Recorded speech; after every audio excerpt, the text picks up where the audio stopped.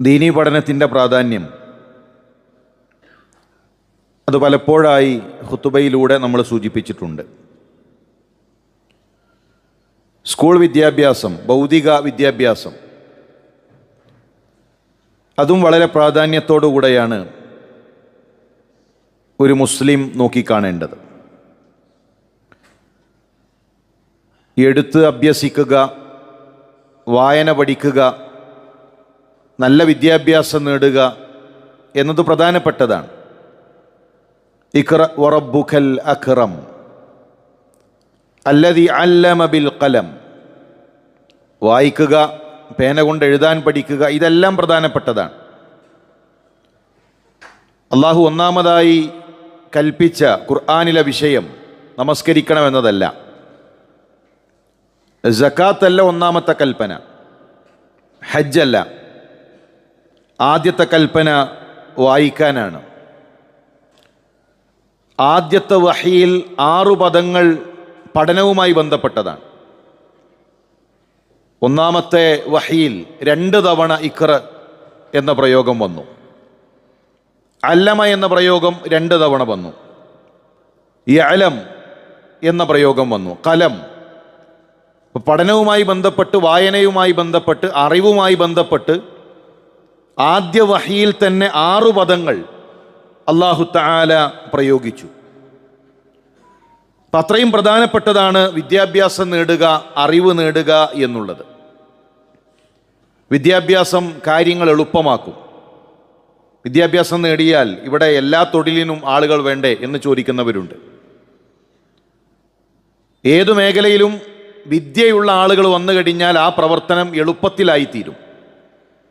പ്രവാചകൻ സല്ലല്ലാഹു അലൈഹി വസല്ലം തങ്ങളുടെ മുന്നിൽ 2 കാര്യങ്ങൾ വരികയാണെങ്കിൽ അതിലേറ്റവും എളുപ്പമുള്ളതാണ് അള്ളാഹുവിൻ്റെ റസൂൽ സല്ലല്ലാഹു അലൈഹി വസല്ലം തങ്ങൾ സ്വീകരിക്കാറുള്ളത്. അതുകൊണ്ട് തന്നെ വിദ്യാഭ്യാസം നേടുക, ഭൗതിക വിദ്യാഭ്യാസം നേടുക, സ്കൂൾ പഠനം ഏറ്റവും മികച്ചതാക്കുക എന്നത് പ്രധാനപ്പെട്ടതാണ്. റസൂലുള്ളാഹി സല്ലല്ലാഹു അലൈഹി വസല്ലം തങ്ങളുടെ പ്രാർത്ഥനയാണ് റബ്ബി സിദ്നി ഇൽമൻ നാഫിഅ, അല്ലാഹുമ്മ ഇന്നി അസ്അലുക ഇൽമൻ നാഫിഅ.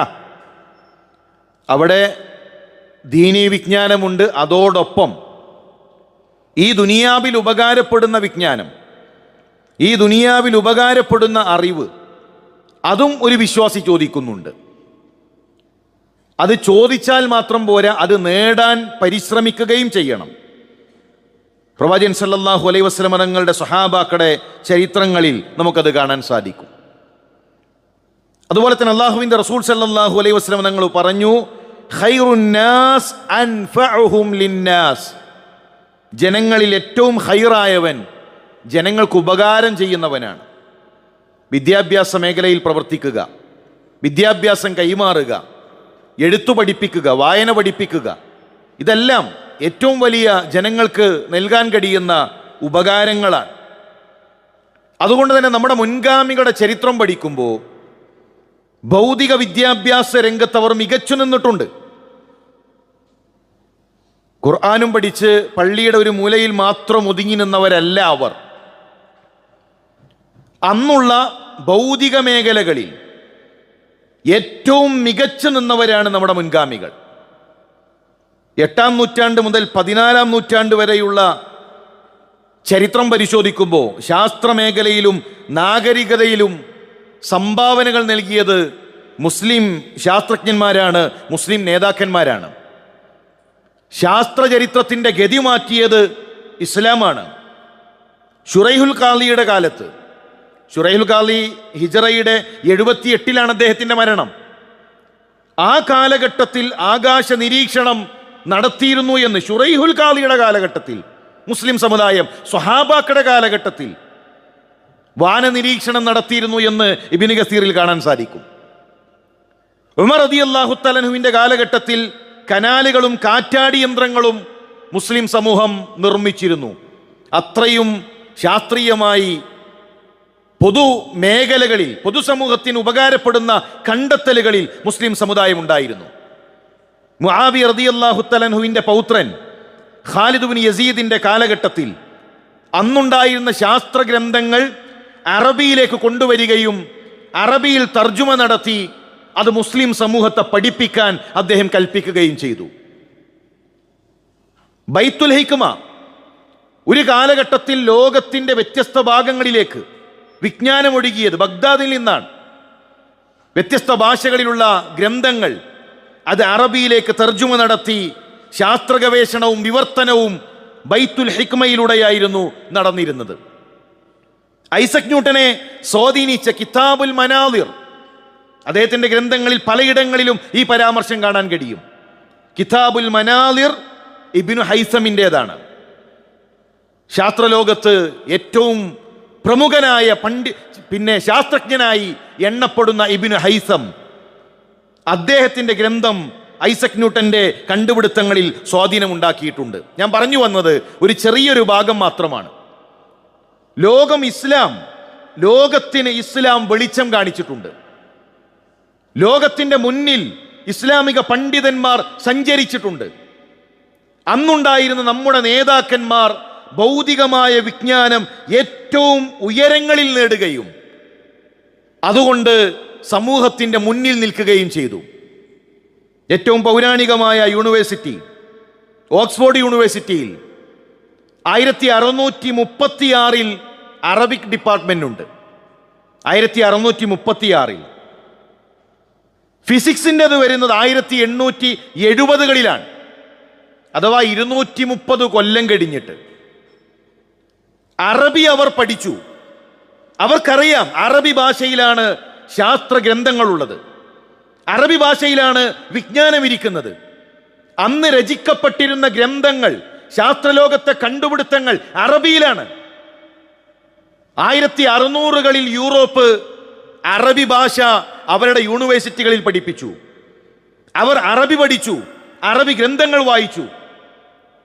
അവർ ഫിസിക്സും മറ്റു ശാസ്ത്ര മേഖലകളും അവർ പഠിച്ച് അതിനുശേഷമാണ് ഫിസിക്സ് ഡിപ്പാർട്ട്മെന്റ് ആരംഭിക്കുന്നത് എന്ന് നമുക്ക് കാണാൻ സാധിക്കും. കാംബ്രിഡ്ജ് യൂണിവേഴ്സിറ്റിയിൽ 1643 അറബിക് ഡിപ്പാർട്ട്മെന്റ് ഉണ്ട്. ഫിസിക്സ് ആരംഭിക്കുന്നത് 1871-ലാണ്, 228 വർഷങ്ങൾക്ക് ശേഷം. ഞാൻ പറഞ്ഞു വരുന്നത് ഇതെന്തുകൊണ്ടുണ്ടായി? അന്ന് നമ്മൾ ജയിച്ച സമുദായമായിരുന്നു. ലോകത്തിൻ്റെ മുന്നിൽ ജയിച്ചു നിന്ന നേതാക്കന്മാരായിരുന്നു ഈ ഉമ്മത്തിനുണ്ടായിരുന്നത്. ലോകത്തിൻ്റെ മുന്നിൽ വൈജ്ഞാനികമായി തല ഉയർത്തി നിന്ന നേതാക്കന്മാരായിരുന്നു നമുക്കുണ്ടായിരുന്നത്. ജയിച്ചവനെ തോറ്റവൻ പിൻപറ്റുക എന്നത് നിയമമാണ്. അന്ന് യൂറോപ്പ് നോക്കിയിരുന്നത് ഇസ്ലാമിനെയാണ്. അന്ന് ലോകം നോക്കിയിരുന്നത് മുസ്ലിം നേതാക്കളെയാണ്. അന്ന് ലോകം പഠിച്ചിരുന്നത് അറബി ഗ്രന്ഥങ്ങളായിരുന്നു. ഇന്ന് എവിടെയാണ് നമ്മൾ നിൽക്കുന്നത്? ഇന്നെന്താ കണ്ടുപിടിക്കുന്നത്? അല്ലാ എന്ന് എഴുതിയ മത്സ്യം, അതുപോലെ തന്നെ ഫാത്തിഹ ഓതുന്ന തത്ത, കടലിൻ്റെ അടിയിൽ നിന്ന് കിട്ടിയ ആ രൂപത്തിൽ എന്തെങ്കിലും അറബി കാലിഗ്രഫികളുള്ള കല്ല്. എന്നിട്ട് ഇത് സ്റ്റാറ്റസ് വെച്ചുകൊണ്ട് നമ്മളിങ്ങനെ അഭിമാനം കൊള്ളാണ് ഇസ്ലാമിൻ്റെ പേരിൽ. നമ്മുടെ മുൻഗാമികളോ? അവർ പഠിച്ചു, അവർ ലോകത്തിൻ്റെ മുന്നിൽ നിന്നു, അവർ ലോകത്തിന് വെളിച്ചം കാണിച്ചു. കാരണം പഠിക്കണമെന്ന് പറഞ്ഞ ഒരു ഉമ്മത്താണ് നമ്മൾ, വിദ്യാഭ്യാസം നേടണമെന്ന് പറഞ്ഞ ഒരു സമുദായമാണ് നമ്മൾ. ഇന്ന് അവിടെ നിന്ന് മാറി എങ്ങനെയെങ്കിലും ഒന്ന് ഗൾഫിൽ പോകണം, ഏതെങ്കിലും ഒരു വിസ അയച്ചു തരോ, എന്ത് ജോലി ആയാലും കുഴപ്പമില്ല, ബക്കാലാണെങ്കിലും കുഴപ്പമില്ല, ഒരു വിസ കിട്ടിയാൽ മതി പോകാന്നുള്ളിടത്തേക്കാണ് മക്കളുടെ അവസ്ഥ. ഏതെങ്കിലും ഒരു വിസയിൽ എങ്ങനെയെങ്കിലും ഗൾഫിൽ പോയി ഏതെങ്കിലും ഒരു ജോലിയിൽ കഴിഞ്ഞുകൂടണമെന്ന ഈ ഒരു അവസ്ഥയിലേക്ക് എങ്ങനെ നമ്മൾ എത്തി? എന്നിട്ട് അവിടെ പോകുമ്പോൾ എന്താ ഉള്ളത്? ഒരു PG ഉണ്ടോ? ഒരു ഡിഗ്രി ഉണ്ടോ? അറബി ഭാഷ അറിയുമോ? മലയാളം അറിയോ?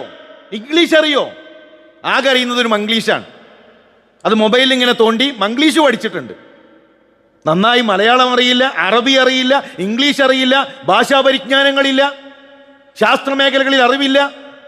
എന്നിട്ട് മറ്റുള്ളവർ ഡിഗ്രിയും PGയും സർട്ടിഫിക്കറ്റുകളുമായി വന്ന് 2 കൊല്ലം കൊണ്ട് നേടുന്ന അവരുടെ സാലറി 20-30 കൊല്ലം കഷ്ടപ്പെട്ടിട്ട് നമ്മൾ ഉണ്ടാക്കിയെടുക്കുന്നു. ഇത് വളരെ ഗൗരവത്തോടുകൂടെ അഡ്രസ് ചെയ്യപ്പെടേണ്ട വിഷയമാണ്.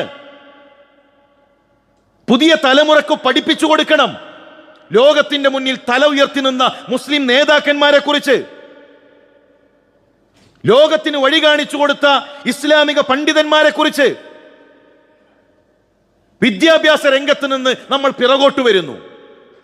എന്നിട്ട് നമ്മൾ ആശങ്ക പറയാണ്, ഇതാ എൻ്റെ മകൻ പഠിക്കുന്ന സ്ഥാപനത്തിൽ അവിടെ ളുഹറും അസറും നിസ്കരിക്കാനുള്ള സൗകര്യമില്ല, നിസ്കരിക്കാൻ വിടൂല. ഇപ്പൊ ളുഹറും അസറും 5 കൊല്ലം എൻ്റെ കുട്ടി നിസ്കരിക്കണില്ല. മഗ്‌രിബിന് വീട്ടിലെത്തിയിട്ടാണ് അവൻ ളുഹർ നിസ്കരിക്കുന്നത്. എൻ്റെ മകൾക്ക് തലമറച്ചിട്ട് സ്കൂളിൽ പോകാൻ പെർമിഷൻ കിട്ടുന്നില്ല. അവരെ പ്രാർത്ഥനയിൽ പങ്കെടുക്കാൻ എല്ലാവർക്കും നിർബന്ധമാണ്. എന്താ ചെയ്യുക? എന്നിട്ട് പ്രാർത്ഥനയുടെ സമയത്ത് മുസ്ലിം കുട്ടികൾ അവിടെ പോയി നിൽക്കാൻ, നമസ്കാരം നഷ്ടപ്പെടുത്തി, വിശ്വാസം നഷ്ടപ്പെടുത്തി, സംസ്കാരം നഷ്ടപ്പെടുത്തി. ഈ ഒരു അവസ്ഥയിലേക്ക് എങ്ങനെ നമ്മൾ എത്തി? 2 കാര്യങ്ങൾ ഇവിടെയുണ്ട്. ഒന്ന്, സ്വന്തം അവകാശത്തിന് വേണ്ടി സംസാരിക്കാൻ, ഉയർന്നു നിന്ന് സംസാരിക്കാനുള്ള നിലപാട് മുസ്ലിം സമുദായത്തിനുണ്ടാകണം. കന്യാസ്ത്രീ തലമറച്ചു കഴിഞ്ഞാൽ അത് മതേതരത്വം. സിഖുകാരൻ അവൻ തലയെക്കെട്ട് ധരിച്ചാൽ അത് മതേതരത്വം. ശബരിമലയ്ക്ക് പോകുന്ന ഹൈന്ദവനായ സഹോദരൻ കറുപ്പ് വസ്ത്രം ധരിച്ചാൽ അത് മതേതരത്വം. മുസ്ലിം പെണ്ണിന്റെ വേഷം മാത്രം എങ്ങനെയാണ് വർഗീയതയാകുന്നത് എന്ന് ചോദിക്കാനുള്ള തൻ്റെ ഇടം ഉണ്ടാകണം. അവകാശങ്ങൾക്ക് വേണ്ടി സംസാരിക്കണം, നിലപാടുകൾ സ്വീകരിക്കണം. അതോടൊപ്പം നമുക്കെന്താണ് പണി? ഈ സമുദായത്തിന് എന്തുകൊണ്ട് വിദ്യാഭ്യാസ സ്ഥാപനങ്ങൾ തുടങ്ങിക്കൂടാ? കരിക്കുലത്തിന്റെ പ്രശ്നങ്ങൾ നമ്മൾ പറയുന്നു. കുട്ടികളെ സ്കൂളിൽ അയച്ചാൽ സംഗീതത്തെക്കുറിച്ചുള്ള പ്രശ്നങ്ങൾ നമ്മൾ പറയുന്നു. നമ്മുടെ മക്കൾക്ക് വേണ്ടി നമ്മുടെ നാട്ടിൽ വിദ്യാഭ്യാസ സ്ഥാപനങ്ങൾ തുടങ്ങാൻ നമുക്കെന്താണ് തടസ്സം? കേരളത്തിന്റെ ഏതെങ്കിലും 2 അറ്റങ്ങളിലുള്ള സ്ഥാപനങ്ങൾ മാത്രമാണോ ആശ്രയിക്കേണ്ടത്? നമ്മുടെ മക്കൾക്ക് അലിഫ് പഠിക്കാൻ, നമ്മുടെ മക്കൾക്ക് ഖുർആൻ പഠിക്കാൻ, നമ്മുടെ മക്കൾക്ക് ദീനു പഠിക്കാൻ, എന്റെ വിദ്യാഭ്യാസ സ്ഥാപനങ്ങളെ കുറിച്ച് ചിന്തിക്കാൻ ഈ ഉമ്മത്തിന് ഇനിയും വൈകുന്നത്? വിദ്യാഭ്യാസമുള്ളവർ ഈ സമുദായത്തിലില്ലേ? ബിടെക് കഴിഞ്ഞ എത്ര മുസ്ലിം പെൺകുട്ടികളുണ്ട്? എത്ര ലക്ഷങ്ങൾ ചെലവഴിച്ചിട്ടാണ് അവരെ പഠിപ്പിച്ചത്? ഇപ്പൊ എന്താ പണി? വീട്ടിലിരിക്കുന്നു. ലക്ഷങ്ങൾ ചെലവഴിച്ച് പഠിപ്പിച്ച് ബിരുദം നേടി മുസ്ലിം സ്ത്രീകൾ വീട്ടിലിരിക്കുന്നു. ജോലിക്ക് പോകാത്തവരുണ്ട്. നമ്മുടെ നാട്ടിലുള്ള 5 വയസ്സുള്ള 4 വയസ്സുള്ള കുട്ടികൾക്ക് ആദ്യാക്ഷരങ്ങൾ പഠിപ്പിക്കാൻ, വിദ്യാഭ്യാസം നൽകാൻ എന്തുകൊണ്ടാ സഹോദരിമാരെ ഉപയോഗപ്പെടുത്തിക്കൂടാ? എത്ര പണക്കാർ, സാമ്പത്തികമായി കഴിവുള്ളവരുണ്ട്. എല്ലാവരും ഒന്ന് തീരുമാനിച്ചു കഴിഞ്ഞാൽ എന്തുകൊണ്ട് നമുക്ക് നമ്മുടെ നാട്ടിൽ നമ്മുടെ മക്കൾക്ക് ഇസ്ലാമിക അന്തരീക്ഷത്തിൽ ആദർശം പണയം വെക്കാതെ, വിശ്വാസം പണയം വെക്കാതെ, നമസ്കാരം നഷ്ടപ്പെടുത്താതെ ഇസ്ലാമിക തർബിയത്തോടുകൂടെ മക്കളെ ദീനു പഠിപ്പിക്കാൻ, ഭൗതിക വിദ്യാഭ്യാസം നൽകാൻ സ്ഥാപനങ്ങളെ കുറിച്ച് എന്തുകൊണ്ട് ആലോചിക്കുന്നില്ല? ഇത് വളരെ ഗൗരവത്തോടുകൂടെ ചിന്തിക്കേണ്ട വിഷയമാണ്. വിദ്യാഭ്യാസം നേടിയവരിങ്ങനെ കയറിപ്പോകരല്ല. വിദ്യാഭ്യാസം നേടിയവർ, ഇവിടെ വിദ്യാഭ്യാസപരമായി പിറകോട്ട് നിൽക്കുന്ന പ്രദേശങ്ങളുണ്ട്, ആളുകളുണ്ട്, വിദ്യാർത്ഥികളുണ്ട്. അവരെ കൈപിടിച്ചുയർത്താൻ, അവർക്ക് മുന്നിൽ നിൽക്കാൻ, അവർക്ക് മാതൃക കാണിക്കാൻ അത്തരം പരിശ്രമങ്ങൾ ഉണ്ടാകണം. മുസ്ലിം സമുദായത്തിൽ ചില നേതാക്കൾ ഉണ്ടായിരുന്നു. ജുമുഅക്ക് വ്യത്യസ്തങ്ങളായ പള്ളികളിൽ പങ്കെടുത്ത് വിദ്യാഭ്യാസപരമായി പിറകോട്ട് പോയ ഒരു സമുദായത്തെ ഓരോ പള്ളികളിലും ജുമുഅ നമസ്കാരം കഴിഞ്ഞ് ഇതാ മക്കളെ പഠിപ്പിക്കണേ, വിദ്യാഭ്യാസം നൽകണേ എന്ന് ദിശണയോടുകൂടെ നേതൃത്വം നൽകിയിരുന്ന നേതാക്കന്മാർ ഈ സമുദായത്തിനുണ്ടായിട്ടുണ്ട്. ഓരോ നാട്ടിലും അങ്ങനെയുള്ള നേതാക്കൾ ഉണ്ടാകണം. വിദ്യാഭ്യാസ സ്ഥാപനങ്ങളെ കുറിച്ച് ആലോചിക്കണം. വിദ്യാഭ്യാസപരമായി മുന്നോട്ട് കൊണ്ടുവരാനുള്ള പരിശ്രമങ്ങൾ ഉണ്ടാകണം. അല്ലാതെ എന്നും സങ്കടം പറഞ്ഞ്, എന്നും പ്രയാസങ്ങൾ പറഞ്ഞ് നിൽക്കല്ല. മറ്റുള്ളവരെങ്ങനെ വിദ്യാഭ്യാസ സ്ഥാപനങ്ങൾ ഉണ്ടാക്കുന്നു? ഈ സമുദായത്തിൽ സമ്പത്തുള്ളവരും അറിവുള്ളവരും നേതൃപാഠവുമുള്ളവരും എല്ലാ കഴിവുള്ളവരും നമുക്കുണ്ട്. പക്ഷെ പരിശ്രമിക്കാൻ, അത്തരം പ്രവർത്തനങ്ങൾക്ക് മുന്നിട്ടിറങ്ങാനുള്ള ശ്രമങ്ങൾ കുറഞ്ഞു പോകുന്നു. ലോകത്തിനു വെളിച്ചം കാണിച്ചു കൊടുത്ത ഒരു സമുദായം ഇന്ന് മറ്റുള്ളവരെ വിദ്യാഭ്യാസ മേഖലയിൽ ആശ്രയിക്കുന്നു. നമ്മൾ പഠിക്കണം, വിദ്യാഭ്യാസ രംഗത്ത് നമ്മൾ മുന്നിൽ നിൽക്കണം. അത്തരം പരിശ്രമങ്ങൾക്ക് നേതൃത്വം നൽകണം. അള്ളാഹു അതിനുള്ള തൗഫീക്ക് നമുക്ക് നൽകി അനുഗ്രഹിക്കട്ടെ. നമ്മൾ പിറകോട്ട് പോകാനുള്ള കാരണം എന്താണ്? അള്ളാഹുവിൻ്റെ റസൂൽ സല്ലല്ലാഹു അലൈഹി വസല്ലം തങ്ങൾ പറഞ്ഞു, ഇന്നല്ലാഹ യർഫഉ ബിഹാദൽ കിതാബി അഖ്വാമൻ വയളഉ ബിഹി ആഖരീൻ. അള്ളാഹു ഈ ഉമ്മത്തിനെ ഉയർത്തുന്നത് കിതാബ് കൊണ്ടാണ്, ഖുർആൻ കൊണ്ടാണ്. ഖുർആൻ പഠിച്ച ജനതയെ ഉയർന്നിട്ടുള്ളൂ. ഖുർആൻ പഠിച്ച സമുദായത്തിലെ അള്ളാഹുവിൻ്റെ സഹായം ഉണ്ടായിട്ടുള്ളൂ. അള്ളാഹു താഴ്ത്തിക്കളഞ്ഞവർ, അള്ളാഹു ഇകഴ്ത്തിക്കളഞ്ഞവർ, അവർ കിതാബ് കൊണ്ടാണ്, ഖുർആൻ പഠനത്തിൽ പിറകോട്ട് പോയതുകൊണ്ടാണ്. അതുകൊണ്ട് വളരെ ഗൗരവത്തോടുകൂടെ ഇസ്ലാമിക ചരിത്രത്തിൽ മുൻഗാമികളുടെ ചരിത്രം പഠിക്കുമ്പോൾ 10 വയസ്സിൽ 9 വയസ്സിൽ 8 വയസ്സിൽ അവർ ഖുർആൻ ഹിഫ്ളാക്കി കഴിഞ്ഞു. അന്നത്തെ മുസ്ലിം നേതാക്കന്മാർക്ക്, മുസ്ലിം പണ്ഡിതന്മാർക്ക് അതിനെക്കുറിച്ചുള്ള ചിന്തകൾ ഉണ്ടായിരുന്നു. ഓരോ നാടുകളിലും മക്കൾക്ക് ദീനു പഠിക്കാൻ, ഖുർആൻ പഠിക്കാനുള്ള സംവിധാനങ്ങൾ ഉണ്ടായിരുന്നു. ആകെ ഒരു 30 സീറ്റ്. എന്നിട്ട് എല്ലാവരും കൂടെ ആ 30 സീറ്റിന് വേണ്ടി കാത്തു നിൽക്കുന്നു. ഓരോ നാട്ടിലും സംവിധാനങ്ങൾ ഉണ്ടാകണം. നമ്മുടെ മക്കൾക്ക് നമ്മുടെ നാട്ടിൽ ഖുർആൻ പഠിക്കാൻ, ഹിഫ്ള് പഠിക്കാൻ, ശരിയായ ഖിറാഅത്തോടുകൂടെ ശരിയായ നിയമങ്ങളോടുകൂടെ പാരായണം ചെയ്യാൻ പഠിക്കാനുള്ള സംവിധാനങ്ങൾ ഉണ്ടാകണം. എണ്ണപ്പെരുപ്പം കൊണ്ട് കാര്യമില്ല. ശത്രുക്കൾ അതിജയിക്കൽ എപ്പോഴാണ്? ശത്രുക്കൾ നമ്മളെ ചുറ്റുഭാഗത്തു നിന്നും ആക്രമിക്കുന്നൊരു കാലം വരും. സ്വഹാബത്ത് ചോദിച്ചില്ലേ, മിൻ ഖില്ലത്തിൻ നഹ്നു യൗമഇദിൻ. അള്ളാന്റെ റസൂലേ, എണ്ണം കുറവുകൊണ്ടാണോ? എണ്ണം കുറവായിരിക്കോ എന്ന്? കുറഞ്ഞ ആളുകളെ ഉള്ളൂ. ബൽ അൻതും യൗമഇദിൻ കസീർ. ധാരാളമുണ്ട്, ഒരുപാടുണ്ട്, 10,000-ങ്ങളുണ്ട്. വലാകിന്നകും ഗുസാഉൻ കഗുസാഇ സൈൽ. ചപ്പുചവറുകളുടെ കൂട്ടത്തിൽ ഒഴുകിക്കൊണ്ടിരിക്കും. ആ ഒഴുകുന്ന ചപ്പുചവറുകളുടെ കൂട്ടത്തിൽ, ആ കൂട്ടത്തിലായിരിക്കും അവരും ഉണ്ടാവുക. അല്ലാതെ ആ ഒഴുക്കിനെതിരെ നീന്താൻ, നിലപാടു സ്വീകരിക്കാൻ അവരുണ്ടാവുകയില്ല. ഒരു മാലിന്യക്കൂര, ഒരു കുമ്പാരിങ്ങനെ ഒഴുകിപ്പോകുമ്പോൾ അതിലെല്ലാ സാധനവും ഉണ്ടാകും. ആ കൂട്ടത്തിൽ ഒന്നല്ല നമ്മളാകേണ്ടത്. നാട്ടിലെ എല്ലാ തോന്നിവാസത്തിൻ്റെയും കൂടെ ഒഴുകുന്നവർ, നാട്ടിലെ എല്ലാ മോശത്തരത്തിൻ്റെയും കൂടെ പോകുന്നവർ, ആ ചപ്പുചവറുകളല്ല. ലക്ഷ്യം ഉണ്ടാകണം, ലക്ഷ്യബോധം ഉണ്ടാകണം, ഉമ്മത്തിനെ കുറിച്ചുള്ള ചിന്തയുണ്ടാകണം, അതിനുള്ള പരിശ്രമങ്ങൾ ഉണ്ടാകണം, നമ്മുടെ നാടിനെ കുറിച്ചുള്ള സ്വപ്നങ്ങൾ ഉണ്ടാകണം, നമ്മുടെ നാട്ടിൽ വിദ്യാഭ്യാസ സ്ഥാപനങ്ങൾ തുടങ്ങാനുള്ള ആഗ്രഹങ്ങളും പരിശ്രമങ്ങളും ഉണ്ടാകണം, നമ്മുടെ മക്കൾക്ക് ദീനു പഠിക്കാനുള്ള സംവിധാനങ്ങളെ കുറിച്ചുള്ള ചിന്തകൾ ഉണ്ടാകണം. അല്ലാതെ സങ്കടം പറഞ്ഞ് കാലാകാലവും നമ്മുടെ സങ്കടം ഇങ്ങനെ കേട്ട് അടുത്ത തലമുറയിലേക്കും ആ സങ്കടം കൈമാറി, ആ തലമുറയും അടുത്ത തലമുറയിലേക്ക് സങ്കടം കൈമാറി, അങ്ങനെ സങ്കടം കൈമാറുന്ന ഒരു വിഭാഗമായിട്ടല്ല മാറേണ്ടത്. അടുത്ത തലമുറക്ക് തുടങ്ങി വെക്കണം, അടുത്ത തലമുറക്ക് വെളിച്ചം കൊടുത്തു വെക്കണം. അങ്ങനെ നമ്മൾ തുടങ്ങി വെച്ച വെളിച്ചത്തിൽ, നമ്മൾ തുടങ്ങി വെച്ച സ്ഥാപനങ്ങളിൽ, നമ്മൾ ഉണ്ടാക്കി തീർത്ത വിദ്യാഭ്യാസ സമുച്ചയങ്ങളിൽ ഒരു തലമുറ ഉണ്ടായി വരണം. അവർ ദീനു പഠിക്കണം, അവർ നേതാക്കന്മാരാകണം, അവർ ഈ രാജ്യത്തിൻ്റെ വ്യത്യസ്ത മേഖലകളിൽ എത്തണം. അങ്ങനെയുള്ള സ്വപ്നങ്ങൾ നമുക്കുണ്ടാകണമെന്ന് പ്രത്യേകം ഓർമ്മപ്പെടുത്തുകയാണ്. അള്ളാഹു വൈജ്ഞാനിക മേഖലയിൽ ഇഖ്ലാസോടുകൂടെ പരിശ്രമിക്കാൻ, പ്രവർത്തിക്കാൻ അള്ളാഹു നമുക്കെല്ലാം തൗഫീക്ക് നൽകി അനുഗ്രഹിക്കട്ടെ.